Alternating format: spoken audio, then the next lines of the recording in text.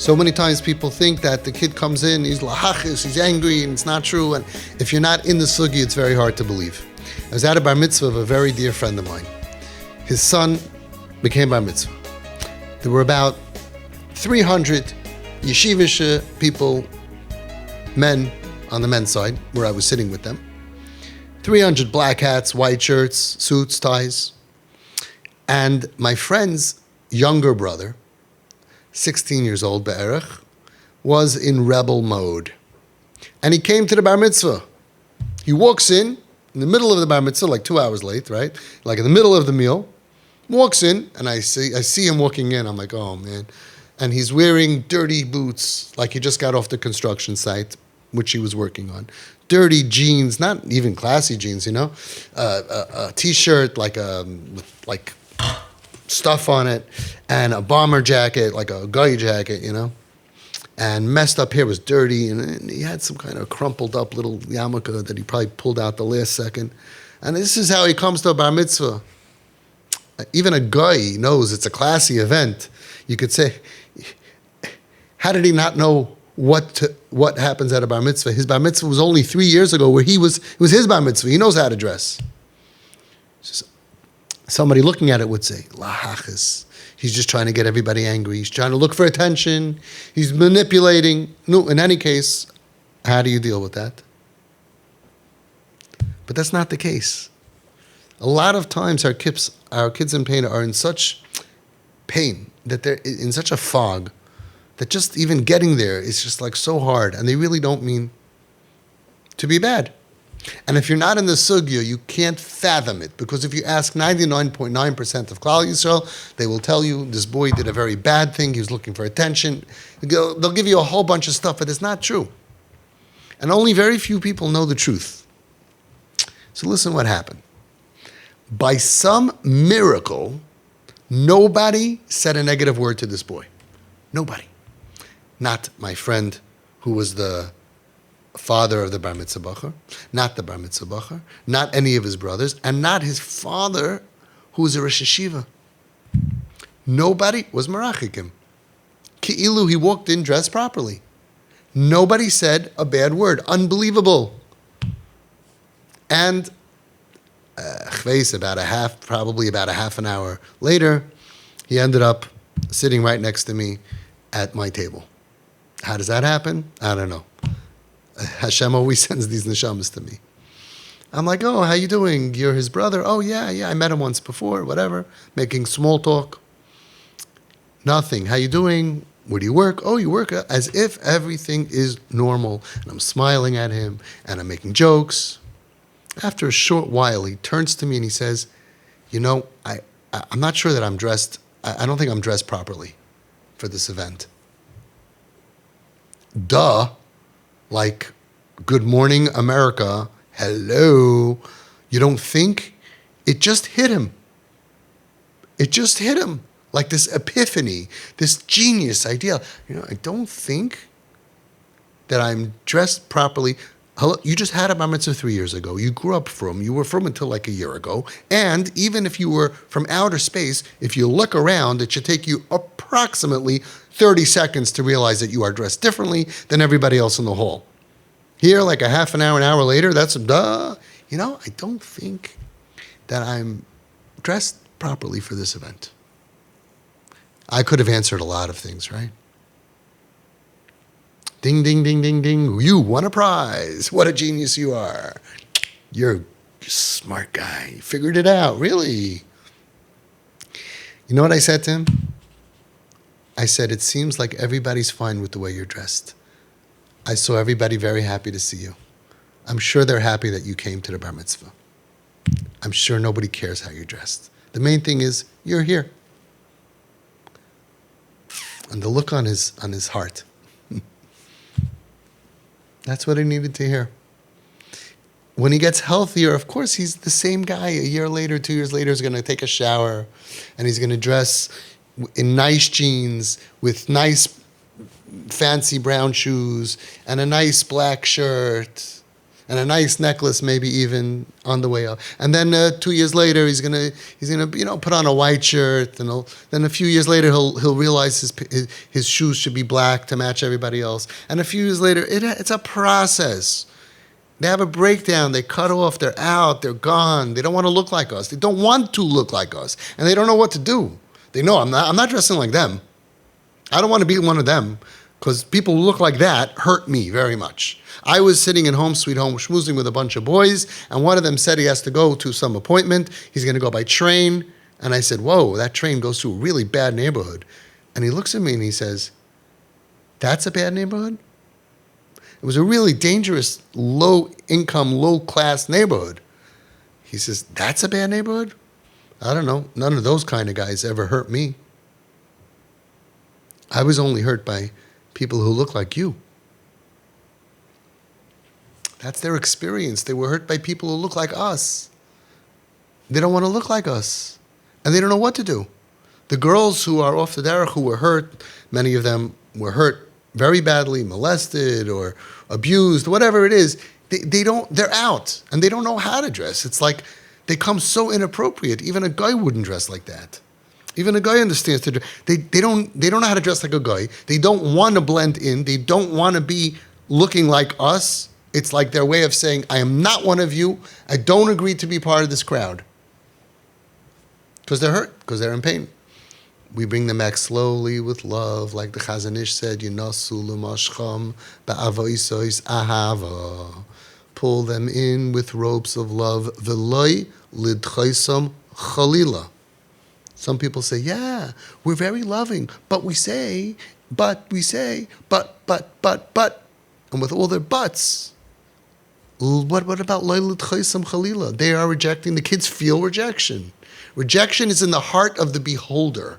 If the child feels rejected, you lost the whole operation over here. The whole idea is, you can pull somebody to change their entire life and change their direction of life with ropes of love if they feel rejected from you? No. So you took 100% of the avoisoi sahava that the Chazon Ish says brings people back, and now you have zero. You cut it. You have the chemo drip, the medicine drip in the IV, you snip the line. In my house, you can't dress like this and that. Who asked you to say that? Reb Gershon Edelstein Shlita says, no, chas v'shalom. But besides who asked you, why would you want to? We have medicine, pure, unadulterated, undamaged. Don't put gook in it. Avoisai sahava. Why is it so hard? Well, the other kids we'll talk about a different time. Chazon Ish knew you had other kids also, probably, right? He didn't say, on tonight.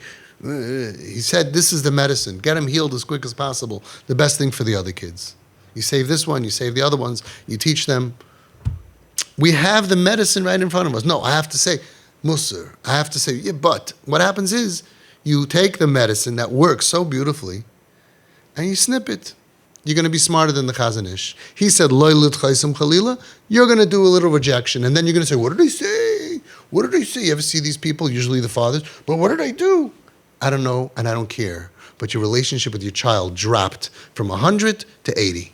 Why don't you just listen to what the Chazon Ish said and keep it NKN, pumping away, nafshek shur b'nafshek at 100. Why don't you just do Yinasu l'mashcham ba'avoisei ahava v'loi lidchaisam chalila, and just do it for until you die. Just that's all. And then we'll see. Why don't you trust them? It works. This is how we're makarev people. No, you're going to take advice from someone who was never makarev anybody, who has a big mouth, has a azas panim, and he's going to tell you, not in your house, not in your chas v'shalom. Now, if you have a Rav that's willing to take on his shoulders, and he's a big tzaddik, and he tells you to do something different, of course you should listen to your Rav. Everybody here is only listening to their Rav. Our 250 so far Rabbanim are saying this is what we should do. So this is what we're going to do. You want a tour? I don't see how it would make any sense. I think you lose your kid. I think it's the worst thing for the other kids, based on my experience. But of course, if you have somebody who's as big as the Chazon Ish or big gadol, and he tells you in your case to do different, do whatever you want. I don't offer advice to anybody. I don't go knocking on anybody's door and say, please listen to me. No, you want my advice, you come here. You want to watch my video, you watch my video. You want to do your own thing, do your own thing. It's your kid, not mine. But if you want the benefit of our experience, we save so much by the way that we behave. They don't know what they're doing. Oh, she knows exactly. My kid is different. You don't know my kid. Guess what? I may not know your kid if you're not in this group, but you for sure don't know your kid. You don't know anything about your kid. You don't even believe in your kid. At least I believe in your kid. You don't believe that they're chelik l'kam imal mamish. You don't believe that they're be'etzem good. You think that they're bad and they have midas rois and they're manipulative and they're liars. I'm a lot closer to your kid without knowing who you are than you are to your kid. Because you're using your feelings of anger and frustration and pain, which are real human feelings, to block you from seeing what the tzaddikim said to do, what the Chazon Ish said, what the Baal Shem Tov said, and all the other tzaddikim. You for sure don't know your kid. You got the wrong diagnosis. You think that the problem with your kid is that you didn't play enough Marvelous Midos Machine and Uncle Moishi and teach good Midos. And even if that would be true, no, so how are you going to get her back, get him back? By yelling? That's going to teach good midos? By screaming? By showing anger? By showing frustration? By showing rejection? Not one kid ever came back because of that. Why are we losing kids with a prescription that doesn't work? They don't come back when they feel rejected. They come back when they feel accepted. And by the way, it's the same with adults. Which shul are you going to? There's two shuls. One shul, the Rav thinks you're the smartest guy in the world. Psh, loves seeing you. He says, tzaddik, come here. Gives you a hug, if that's your thing. Or tell me a chiddush. Or he introduces you. He's so happy that you're in his shul. Mechabed you. And the other Rav doesn't really care about you. Which shul are you going to go daven in? What about if you have another Rav? He's a big tzaddik. But he looks at you and he tells you Musar. This is the way you dress. This is the way you come. This is the way, he sees you talking. He sees you doing something, criticizes you. You're going to last? You're going to say, I love it. I love it. Please criticize me. I love Musar. Which shul are you going to daven? You're an adult. You're married. You have children. Maybe grandchildren. And you hate criticism. But your child, your 12-year-old, your 15-year-old, your 20, it doesn't matter what age. You're going to get them to change their ways through criticism? Never. Never. You're just going to get them to hate you. That's what Rav Steinman Zatzal. I asked him, should the parents show that we're upset at you that you're Machal Shabbos? He said, right off the cuff, what's that going to accomplish? Then they're just going to hate you and Shabbos. Now they hate Shabbos. And you want them to hate you also? What's that going to accomplish? In other words, but you would say to Steinman, yeah, but it's good that he should hate me. But he should see that I hate him. Then he's going to do tshuva. No, it doesn't work that way. Nobody comes back feeling hated. I have yet to meet the child that said, I went off the derech, I did all these averis, blah, blah, blah, blah, blah, blah, blah. I saw my parents hate me. They wouldn't look at me. They wouldn't let me in the house. I said, I can't live like this. I'm doing tshuva. I'm coming home. I just want to meet the kid. Even if you would find one. It wouldn't even be 1% compared to the success of the other way. So what are we doing? What are we doing? Why are we making up new ideas? Why don't we just listen to the experts and to Das Torah that are experts that are successful and to Das Torah? They don't know what they're doing. Whoa, she knows exactly. She came into that chasana dressed like she's going on a bathing suit. You think she's retarded? You think she's crazy? I hear you. I hear you. I see what you see. Ra'oi ra'isi es ani ami. The Eibishter tells Moshe Rabbeinu, Ra'oi ra'isi, a double lashon. Says the Medrash, Ani roya ria achas. Moshe Rabbeinu, Ata roya ria achas, v'ani roya shtei riyas. I also see what you see. Ra'oi ra'isi es ani ami, for I have seen the affliction of my people. Ra'oi ra'isi, a double lashon, a double language of ra'oi, of seeing. I see deeply the affliction of my people. Says Hashem to Moshe Rabbeinu, you see one seeing. You see the kid at risk with the hat backwards, and the open midriff, and the natznias, and the eating treif, and what looks like rebellion. right? Hashem told Moshe Rabbeinu, you see them bowing down to idols. Rishoyim. What could be worse? Mem Teshari Tuma. Hefeiru bris milah. They stop giving bris to their kids. Hashem says, yeah.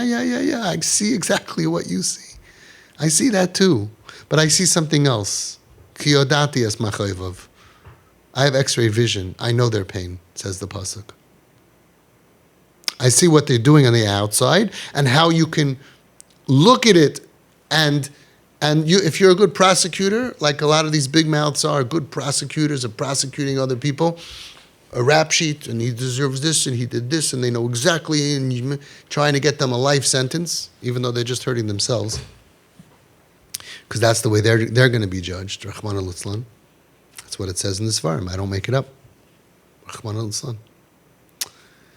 Says Hashem, I see that also, but I also see their pain. I also know the backstory here. So when you tell me what she's doing and what she means and all, yeah, Ra'oi Re'isi es ani bincha ubitecha. Yeah, I've seen it. You see it and I see it. I also see the mini skirt or the dress that's so short that it looks like a belt. I see that. And I know she did it. She walked in during a simcha when she knew everybody was there. Yeah.